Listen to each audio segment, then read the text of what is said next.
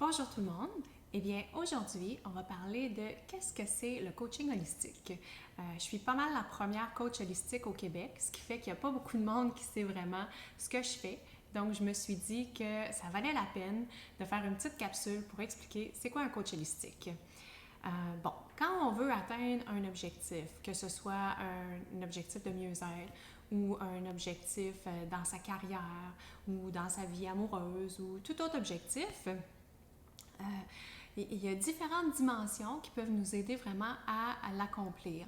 Donc, dans ma méthode d'accompagnement en coaching holistique, on regarde d'abord c'est quoi l'objectif de la personne, puis ensuite on regarde les différentes dimensions qui peuvent contribuer à l'atteinte de l'objectif ou au contraire à être un obstacle à l'atteinte de l'objectif.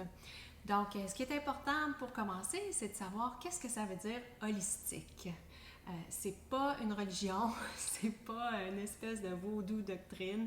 En fait, le mot holistique, ça veut dire qui regarde, qui prend l'individu ou une particule, puis qui l'analyse dans son ensemble, dans sa globalité.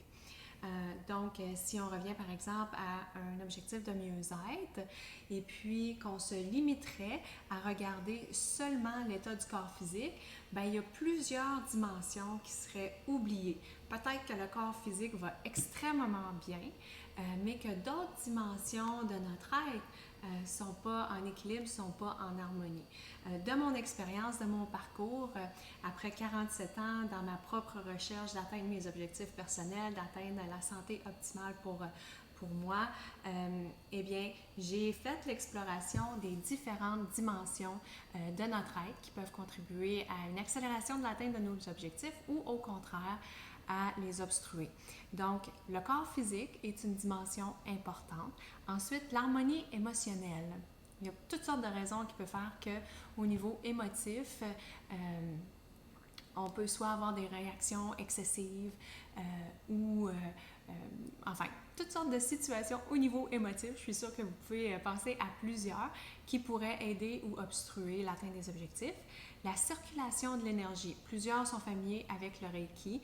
C'est plus quelque chose de mystérieux. De plus en plus de gens sont familiers avec cette dimension de notre être. On est des êtres pleins d'énergie. Si l'énergie ne circule pas bien, c'est sûr que c'est plus lent à se rendre à un objectif, alors que quand l'énergie circule très bien. Ensuite, la fluidité de l'intellect. L'intellect, pour la majorité d'entre nous, dans les professions comme de bureau, est critique pour notre succès. Si on laisse toutefois l'intellect gérer toutes les dimensions de notre vie, par exemple l'éducation des enfants, on peut voir que oui, ça a sa place, puis c'est vraiment important d'avoir des capacités intellectuelles, mais d'avoir un équilibre dans l'utilisation de l'intellect, c'est aussi très important. Ensuite, le rayonnement de l'âme. Ça, c'est plus subtil comme sujet. On est vraiment tous ici avec une mission unique pour soi. Notre mission, c'est de découvrir c'est quoi nos talents et de mettre ces talents-là au service de la communauté, au service des autres. Si on n'a pas... S'il y a des dimensions de notre vie qui ne sont pas en équilibre, c'est plus difficile d'être connecté à son âme, à son chemin de vie, à sa mission. On peut se perdre dans toutes sortes d'aventures. Ça, je pourrais vous en parler longuement de tous les détours que j'ai faits.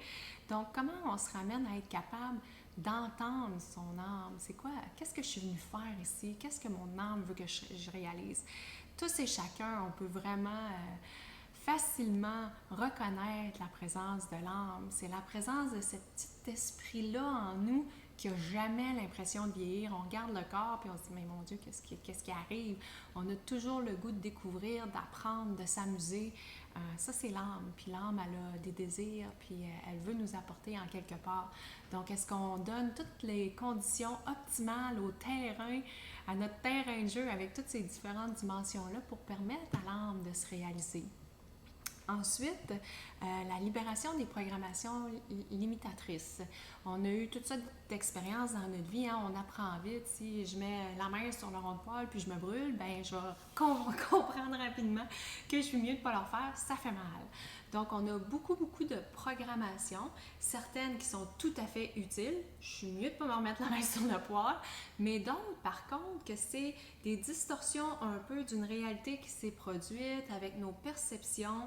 Puis là, on se bâtit un carcan qui peut-être est une obstruction à l'atteinte de nos objectifs. Donc, tout ce qui est mémoire, programmation limitatrice. Enfin, l'esprit. L'esprit, on a des milliers de pensées par jour. Certains peuvent sûrement là,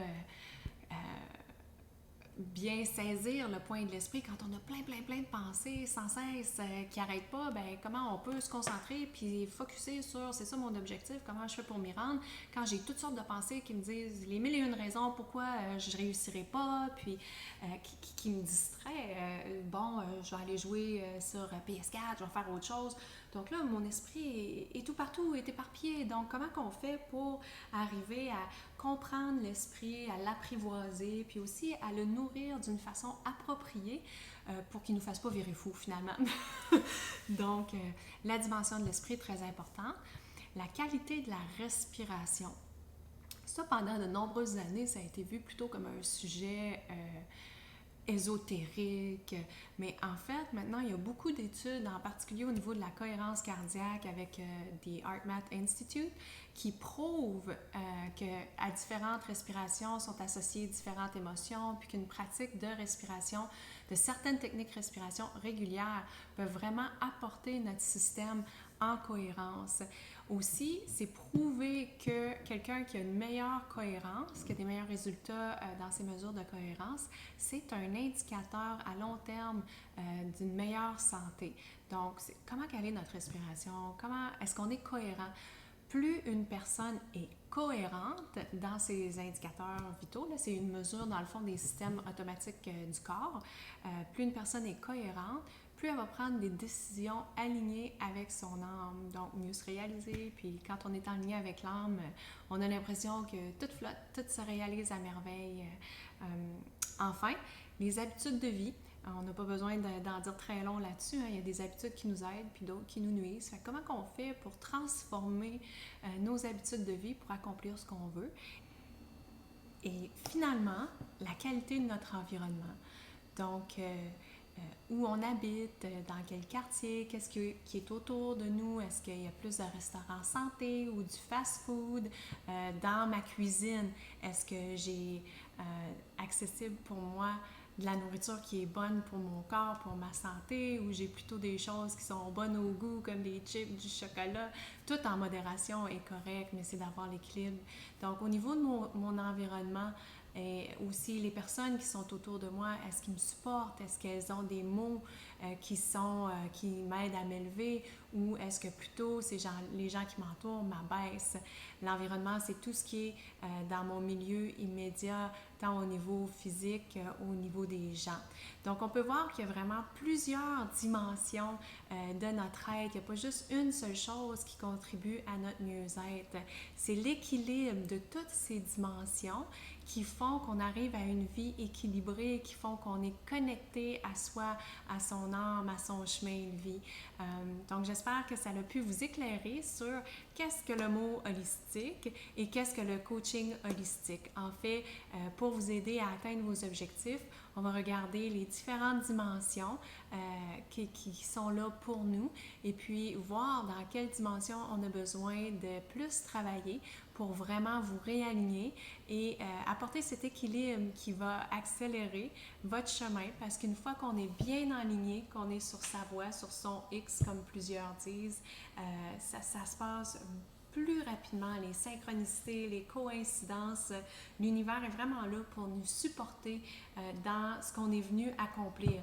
Il suffit juste de trouver le chemin, d'être bien aligné et puis le reste, d'apprécier chaque pas sur le chemin.